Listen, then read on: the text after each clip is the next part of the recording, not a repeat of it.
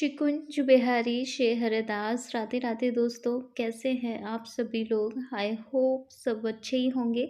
देखिए, अभी तक आपने कृषु के चैनल को सब्सक्राइब नहीं किया है तो प्लीज़ लाला के चैनल को सब्सक्राइब कर लीजिए। बेल आइकन भी प्रेस कर लीजिए जिससे लाला के जो भी न्यू वीडियोस होंगे उसकी नोटिफिकेशन आपको इजीली मिल सके। तो आज के हमारे वीडियो में हम बहुत ही अच्छे टॉपिक पे चर्चा करने वाले हैं। देव उठनी एकादशी और हरि प्रमोदनी एकादशी, दोनों ही नाम से इस एकादशी को हम बुलाते हैं। और इसी एकादशी के बारे में हम चर्चा करेंगे। तो मैं सबसे पहले आपको वीडियो में बता देती हूँ कि आज के वीडियो में हम क्या क्या जानेंगे। तो सबसे पहले तो हम महिमा जानेंगे, हरि प्रमोदनी एकादशी और देव उठनी एकादशी, तुलसी विवाह, ये सब की महिमा जानेंगे।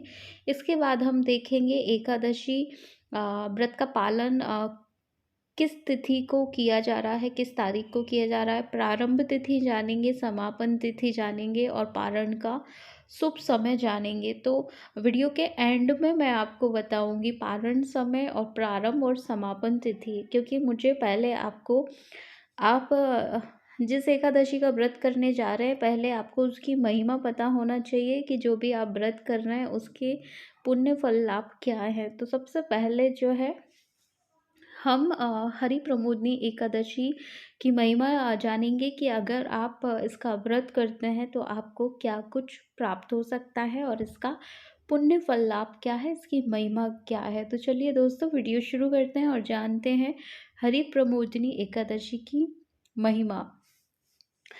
तो शुक्ल पक्ष कार्तिक माह में जो एकादशी पड़ती है वो हमारी हरि प्रमोदनी एकादशी होती है। इस एकादशी का व्रत आप करते हैं तो इससे आपके जो पुण्य हैं वो बढ़ते ही जाते हैं। मतलब आपके पुण्यों में इंक्रीजन होता है और आपके पुण्य जो हैं डे बाय डे बढ़ते जाते हैं। दुनिया भर के जितने भी तीर्थ हैं, चाहे सरोवर से लेके समुद्र तक, जितने भी तीर्थों के दर्शन आप कर लें और एक हरि प्रमोदनी एकादशी का व्रत कर लें आप, तो इतने तीर्थों के दर्शन से जो आपको लाभ मिलेगा, जो पुण्य फल मिलेगा, वो मात्र एक हरि प्रमोदनी एकादशी के व्रत करने से आपको उसका फल मिल जाएगा। आगे हमारे कन्हैया बताते हैं कि 1000 अश्वमेघ और वाजपेयी यज्ञ करने से जितना पुण्य फल हमें मिलता है उतना ही पुण्य फल हमें हरि प्रमोदनी एकादशी के व्रत करने से मिलता है। इसके बाद दुनिया भर की जो भी दुर्लभ वस्तुएं हैं जो कि हम सपने में भी जिनकी कल्पना नहीं कर पाते कि ये हमें प्राप्त होंगी, वो भी दुर्लभ वस्तुएं अगर आपको प्राप्त करना है तो उसके लिए आपको हरि प्रमोदनी एकादशी का व्रत करना होगा। दुनिया भर का जितना भी ऐश्वर्य है, संपत्ति है, ये हरि प्रमोदनी एकादशी के व्रत से आपको इसका ऐश्वर्य बढ़ता है, आपकी संपत्ति बढ़ती है। इसके बाद हमारे कन्हैया कहते हैं धर्मराज युधिष्ठिर से कि महाराज, अगर इस एकादशी का व्रत कोई करता है तो उसके जो पाप है, जो कि सुमेरु पर्वत के समान भी अगर उसने पाप किए हैं तो वो बिल्कुल खत्म हो जाते हैं, नष्ट हो जाते हैं।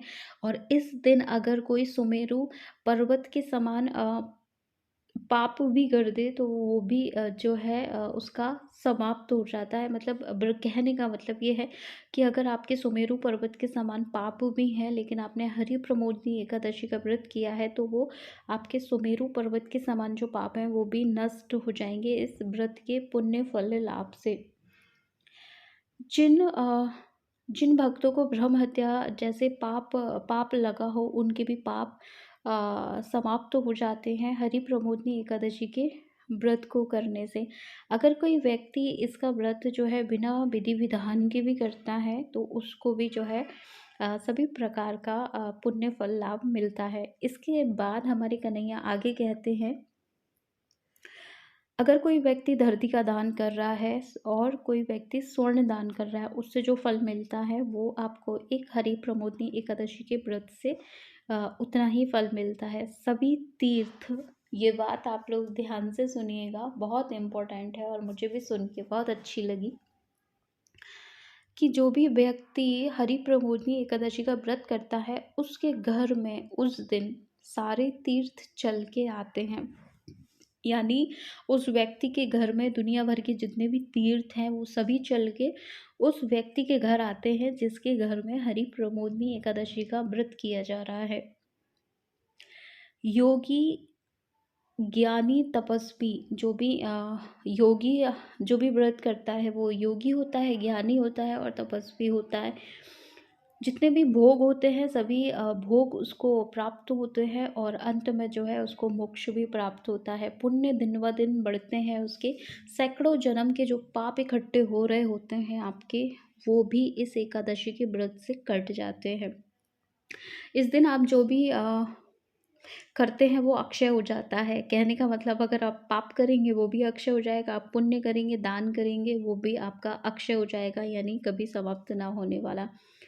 संपूर्ण कामनाओं की पूर्ति हरि प्रमोदनी एकादशी के व्रत से आपको प्राप्त हो सकती है। आपकी जो भी कामना है उसकी पूर्ति हो सकती है। इसके बाद इसकी कथा का भी अपने आप में बहुत बड़ा महत्व है। अगर आप हरि प्रमोदनी एकादशी की कथा सुनते हैं तो आपको 1000 गोदान करने का फल प्राप्त होता है। इस दिन आप क्या कर सकते हैं, इस दिन आप गजेंद्र मोक्ष का पाठ करिएगा, गीता जी का पाठ करिएगा। इससे भी इस व्रत की अपने आप में बहुत महिमा बढ़ जाती है। अब हम थोड़ा सा तुलसी महारानी और तुलसी विवाह के बारे में जान लेते हैं। तो आपको जब भी अपने लाला की आप सेवा करें एकादशी के दिन या श्री हरि की आप सेवा करें तो एक तुलसी का पत्ता जरूर चढ़ाएं, क्योंकि हमारे कन्हैया ने कहा है धर्मराज युधिष्ठिर से कि दुनिया भर में जितने भी फूल हैं, संपूर्ण जगत के सारे फूल और एक तुलसी का पत्ता अगर हरि प्रमोदनी एकादशी के दिन मुझे कोई अर्पित करता है तो मतलब दुनिया भर के वो जितने भी फूल चढ़ाएगा उसका जो पुण्य फल मिलता है वो सिर्फ एक तुलसी के पत्र को चढ़ाने से वो पुण्य फल आपको मिल जाएगा हरि प्रमोदनी एकादशी के दिन।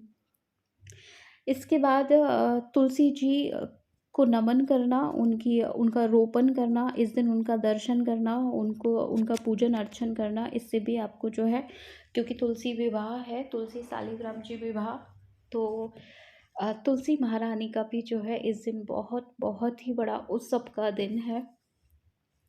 इसके बाद हम थोड़ा सा और जानेंगे कि हमारे जो लाल सो रहे हैं, श्री हरि जो हमारे शयन में थे सुतल में, वो सुतल से बैकुंठ को आते हैं हमारे कन्हैया। और अब जो है हमारे कन्हैया, इसीलिए इसको देव उठनी एकादशी भी कहते हैं, क्योंकि हमारे श्री हरि अपनी शयन से, जो कि सुतल में शयन कर रहे होते हैं, वहाँ से उठकर हमारे कन्हैया जो है अपने बैकुंठ को पधारते हैं, इसलिए जो है इसको हम देव उठनी एकादशी भी कहते हैं। तो अभी तो हमने महिमा जानी है, जितनी महिमा मुझे पता थी उतनी महिमा मैंने बता दी है। और अब चलिए हम जानते हैं कि इस एकादशी की प्रारंभ तिथि क्या है। तो आप सभी भक्त नोट कर लीजिएगा।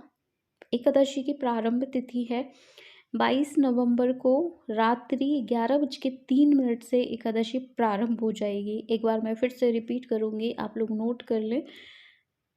22 नवंबर रात्रि 11:03 से जो है एकादशी की तिथि जो है प्रारंभ हो जाएगी, समाप्त होगी 23 तारीख को रात्रि 9:01 तक जो है एकादशी है। तो सूर्योदय के साथ जो है 23 तारीख को ही एकादशी मनाई जा रही है। पूरे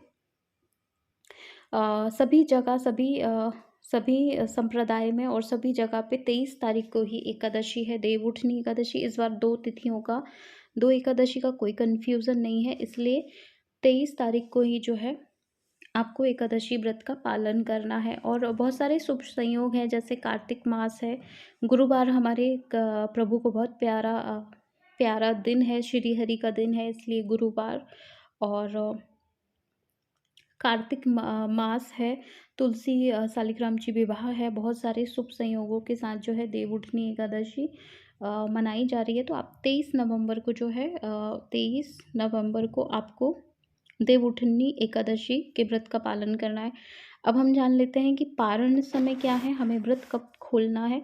तो जब आप 23 तारीख को व्रत करेंगे तो उसके अगले दिन आपको पारण करना है। 24 तारीख को दिन शुक्रवार को आपको पारण करना है। और पारण का जो टाइम है वो नोट कर लीजिए आप। पारण का जो टाइम है 24 तारीख को 6:51 से लेके 8:57 के बीच-बीच जो है आपको पारण करना है। तो आज की वीडियो में हमने महिमा जानी है। देवउठनी हरि प्रमोदनी एकादशी की हमने महिमा जानी है, प्रारंभ तिथि, समापन तिथि और पारण का समय जाना है। तो दोस्तों आई होप आपके सभी सवालों के जवाब इस वीडियो में मिल गए होंगे और अब हम मिलेंगे लल्ला के नेक्स्ट वीडियो में। तब तक सबको श्री कुंज बिहारी श्री हरिदास राधे राधे।